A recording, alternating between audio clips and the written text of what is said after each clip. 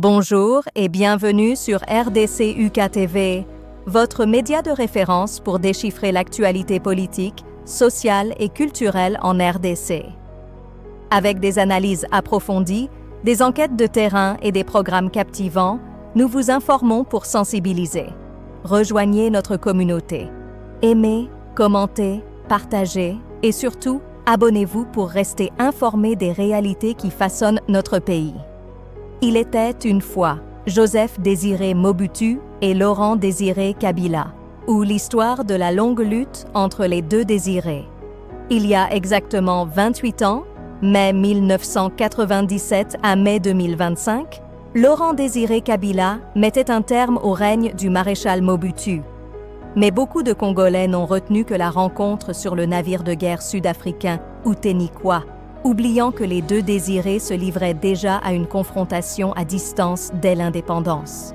Voici un condensé de leur parcours croisé, jalonné d'affrontements constants, et un survol rapide de notre histoire contemporaine.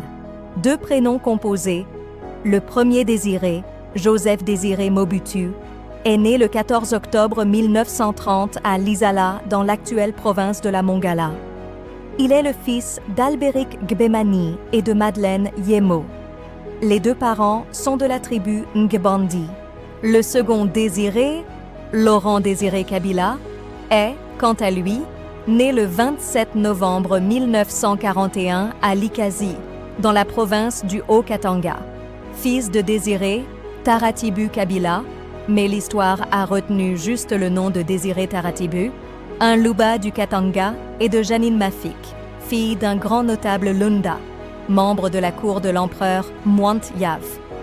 Deux jeunes nationalistes lumumbistes. Le 30 juin 1960, le jour de la proclamation de l'indépendance du Congo, les deux Désirés sont membres du courant nationaliste lumumbiste.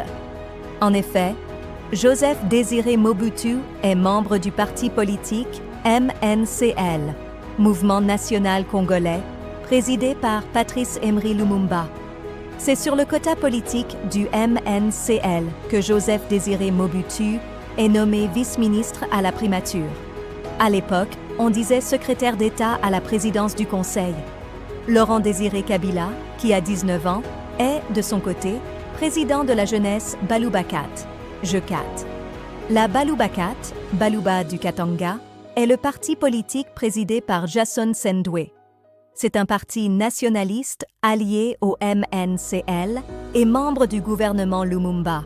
Moïse Tshombe fait sa sécession le 11 juillet 1960. Le gouverneur du Katanga, Moïse Tshombe, président du parti politique Konakat, avec le soutien de l'armée belge déployée à Lubumbashi et qui a désarmé les militaires congolais de l'ANC, proclame l'indépendance de sa province. C'est la sécession de l'État indépendant du Katanga. Le gouvernement Lumumba condamne l'action de Moïse Tshombe et l'ingérence de la Belgique. La Balubakat de Sendwe condamne aussi cette sécession katangaise et décide de la combattre militairement. La JECAT de Laurent-Désiré Kabila devient une milice armée. Le combat pour l'unité du Congo. Le premier ministre Lumumba a réintégré Joseph-Désiré Mobutu dans l'armée en lui donnant le grade de lieutenant-colonel et la fonction de chef d'état-major de l'ANC, Armée nationale congolaise. Et l'ANC va se mettre à envoyer des armes et des munitions à la milice JECAT de Laurent-Désiré Kabila pour combattre la sécession katangaise. Pour Moïse Tshombe, Laurent-Désiré Kabila et les autres membres de la Balubakat deviennent des rebelles. Le conflit Kasavubu et Lumumba. Le 5 septembre 1960, un conflit éclate au sommet de l'État. Le président Joseph Kasavubu révoque le premier ministre Patrice Lumumba et ce dernier démet le président Kasavubu. C'est la confusion. Le Parlement annule les deux décisions et met en place une commission compromissoire pour réconcilier les deux leaders. L'ambassadeur américain menace le président Kasavubu de lui couper l'aide s'il se réconcilie avec Lumumba. Le Parlement finira par accorder les pleins pouvoirs au Premier ministre Lumumba. En réaction, le président Kasavubu suspend le Parlement. Dans ce conflit, le colonel Joseph-Désiré Mobutu le numéro 1 de l'armée, choisit le camp du président Kasavubu. Pour Laurent Désiré Kabila, Mobutu a trahi la cause nationaliste en lâchant Lumumba. L'assassinat de Patrice Lumumba. Le 2 décembre 1960, Patrice Lumumba, qui s'est échappé de sa résidence surveillée, est arrêté à Lodi par les militaires que Joseph Désiré Mobutu avait lancés à ses trousses. Le 17 janvier 1961, Patrice Lumumba et ses deux compagnons, Maurice Mpolo et Joseph Okito, sont transférés au Katanga où ils sont assassinés sans jugement. Laurent Désiré Kabila est très affecté par cet assassinat de son leader nationaliste. Plus tard, dans un moment d'émotion, il dira à sa mère qu'il sera un autre Lumumba et que Mobutu, tôt ou tard, payera pour sa trahison. Laurent Désiré Kabila et Soumialo lancent la rébellion à l'Est. Au mois d'avril 1964, Laurent Désiré Kabila et Gaston Sumaili, dit Soumialo, lancent la rébellion révolution des Simba, Lion, contre le régime du président Kasavubu et l'armée du général Joseph Désiré Mobutu. En quelques mois seulement, les Simba, que la population a surnommés les Maï Maï, prennent le contrôle d'une grande partie du territoire national se trouvant à l'est. Après la prise de Kisangani, Christophe Gbenye, le chef du mouvement politico-militaire CNL, Conseil national de libération, se proclame président de la République populaire du Congo. Laurent Désiré Kabila est membre de son gouvernement. La révolution échoue, mais Kabila continue la lutte. Le 24 novembre 1964, Moïse Tshombe, qui est devenu Premier ministre à Kinshasa, le général Joseph Désiré Mobutu et son armée, ANC, leurs alliés, l'armée belge, la CPA américaine, et leurs mercenaires, Bob Denard, Jean Schramm, chassent Laurent Désiré Kabila et ses camarades révolutionnaires, Christophe Djubeni, Gaston Soumialo, général Nicolas Olenga, de Kisangani et libèrent les territoires de l'Est. Tous les leaders révolutionnaires partent en exil à l'étranger. Laurent Désiré Kabila décide, lui, de rester au pays et de poursuivre la lutte armée contre l'impérialisme et le néocolonialisme. Il crée un maquis à Ewabora, dans le sud Kivu. Mobutu fait son coup d'État le 24 novembre 1965, sous prétexte de commémoration du premier anniversaire de la libération de Kisangani, 24 novembre 1964 novembre 1965, le général Joseph Désiré Mobutu convoque à Kinshasa les commandants des grandes unités de l'ANC. C'est ce jour-là que le général Mobutu démet le président Kasavubu et se proclame nouveau chef de l'État. Laurent Désiré Kabila apprend la nouvelle dans son maquis et décide de poursuivre la lutte contre le nouveau régime de Joseph Désiré Mobutu. Laurent Désiré Kabila abandonne le maquis. Le 20 mai 1967, Joseph Désiré Mobutu crée son parti politique le Mouvement populaire de la Révolution, MPR. Le 24 décembre 1967, Laurent Désiré Kabila crée le Parti de la Révolution du Peuple, PRP. Vers la fin des années 1970, harcelé par les militaires de Mobutu, qui est devenu depuis 1972 Mobutu Sese Seko Kukungbendu Wazabenga, Laurent Désiré Kabila quitte son maquis et part en exil. Laurent Désiré Kabila attaque Moba le 15 novembre 1984 et le 29 juin 1985.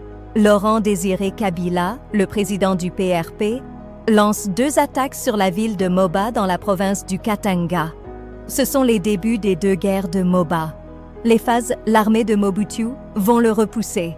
Kabila repart en exil où il se lance dans quelques activités économiques en changeant de nom pour échapper au service de renseignement de Mobutu. Et le maréchal Mobutu finira presque par l'oublier. Laurent Désiré Kabila réapparaît avec l'AFDL. Le maréchal Mobutu va se souvenir de lui lorsqu'il apprend qu'un mouvement politico-militaire dénommé AFDL a été créé le 10 octobre 1996 à Lemera, dans la province du Sud Kivu, pour chapeauter une petite insurrection que la presse qualifiait de « la révolte des Banyamulenge ». Dans un premier temps, malgré les informations qu'Agathe Habyarimana, la veuve de l'ancien président rwandais, Juvenal Habyarimana, lui donnait sur les préparatifs du nouveau régime rwandais du général Paul Kagame, le maréchal Mobutu n'a pas pris au sérieux ce mouvement dont Laurent-Désiré Kabila est le porte-parole.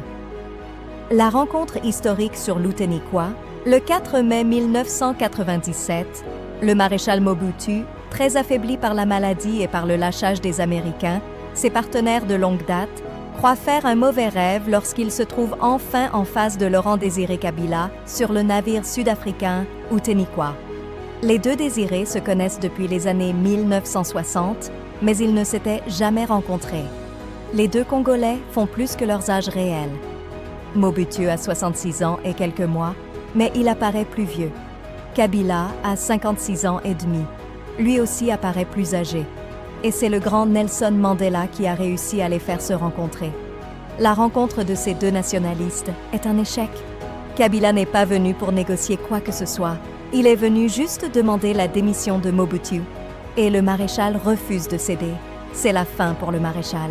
Le 15 mai 1997, le maréchal Mobutu comprend maintenant que tout est fini lorsque ses trois généraux, le général Likulia, Premier ministre, le général Mahele, ministre de la Défense et chef d'état-major général des FAZ, et le général Nzimbi, commandant de la division spéciale présidentielle, DSP, lui annoncent, dans sa résidence du mont Ngaliema, qu'ils ne sont plus en mesure d'assurer sa sécurité.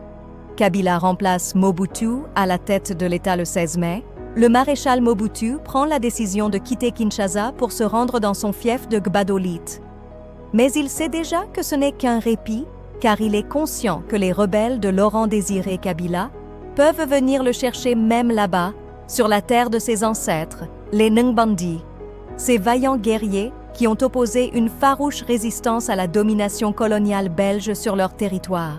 Le même jour, informé du départ du maréchal Mobutu de Kinshasa, Laurent-Désiré Kabila fait un point de presse à Lubumbashi où il lit une proclamation de prise de pouvoir d'État par l'AFDL, ce qui fait de lui, de facto, le nouveau chef de l'État.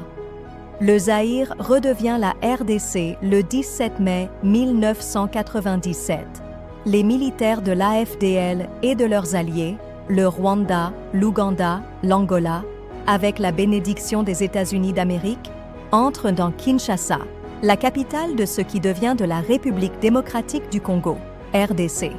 C'est un clin d'œil historique de Laurent-Désiré Kabila à l'ancien président de la République Joseph Kasavubu, qui avait choisi ce nom de République démocratique du Congo pour notre pays dans la Constitution de 1964, Constitution qu'il avait fait adopter par référendum. Le 27 octobre 1971, le président Joseph Désiré Mobutu décide, par le fait du prince, de rebaptiser le pays en Zaïre. Kabila considère que, quels que soient les griefs qu'il avait accumulés contre lui, Joseph Kasavubu n'a pas mérité le mauvais traitement qui lui a été réservé après son mandat. En effet, confiné à Boma par le régime Mobutu, Joseph Kasavubu y décède le 24 mars 1969 à l'âge de 52 ans par manque de soins médicaux de qualité. Et abandonné de tous. Par un curieux retour des choses, le président Mobutu connaîtra à son tour ce sentiment d'abandon lorsqu'il se retrouvera seul en exil au Maroc, avec seulement quelques membres de sa famille biologique et 2 ou 3 fidèles collaborateurs. Et même les autorités françaises lui refuseront un visa médical. Sans compter ces présidents africains qui ont bénéficié de sa générosité légendaire et qui ne le prennent même plus au téléphone. Le maréchal Mobutu s'éteint au Maroc, ayant chassé du pouvoir Joseph Désiré Mobutu, qui était devenu le maréchal Mobutu. Après 32 ans de règne, Laurent-Désiré Kabila a le sentiment d'avoir accompli une mission sacrée comme nationaliste lumumbiste. Le 7 septembre 1997, Laurent-Désiré Kabila apprend que son ancien homonyme Joseph Désiré Mobutu a quitté la terre des hommes à l'âge de 67 ans presque. Nous osons croire que Mzi a eu, en silence, une pensée pieuse pour cet homme qu'il a combattu durant plus de 2 décennies, mais qu'il commence à comprendre et à respecter depuis que lui-même est devenu chef de l'État de ce pays atypique qu'est la RDC. En effet, très rapidement, des défis énormes vont se dresser sur le chemin du nouveau président de la République. Mais ça, c'est une autre histoire. Rejoignez notre communauté. Aimez, commentez, partagez et surtout, abonnez-vous pour rester informé des réalités qui façonnent notre pays. À suivre.